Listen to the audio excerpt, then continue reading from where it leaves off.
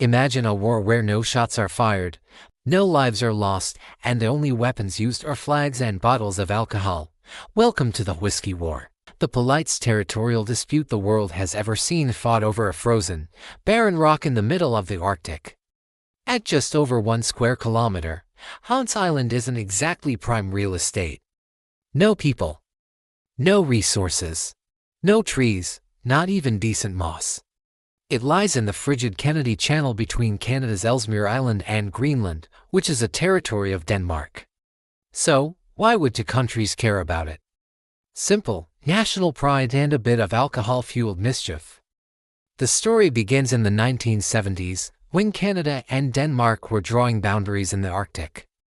Most of the map was easy except for Hans Island. Both nations claimed it, but neither wanted to push too hard. So they agreed to deal with it later. That peace didn't last long. In 1984, a Danish minister sailed to Hans Island, planted the Danish flag, and left behind a bottle of brandy.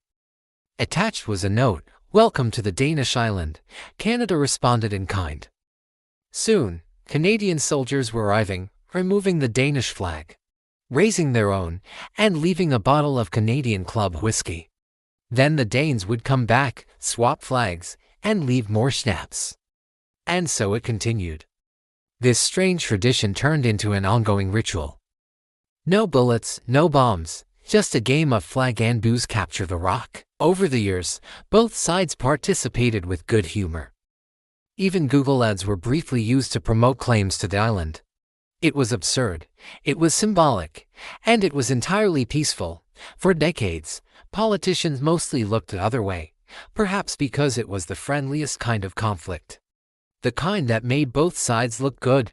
Eventually, diplomacy caught up with the rituals.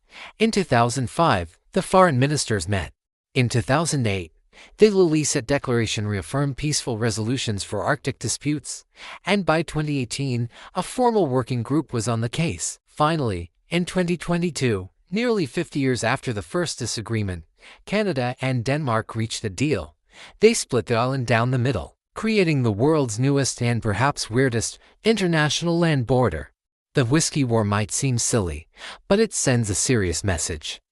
Even in a world full of conflict, disputes can be solved with diplomacy, respect, and maybe a shared drink or two. So next time someone tells you all wars are bad, just tell them about the one where everyone left happier and a little bit tipsier. If you enjoyed this story, don't forget to like, subscribe, and ring that bell for more weird and wonderful moments from history. And hey, what do you think? Should more countries settle conflicts with whiskey and schnapps? Drop your thoughts below, and cheers from Hans Island.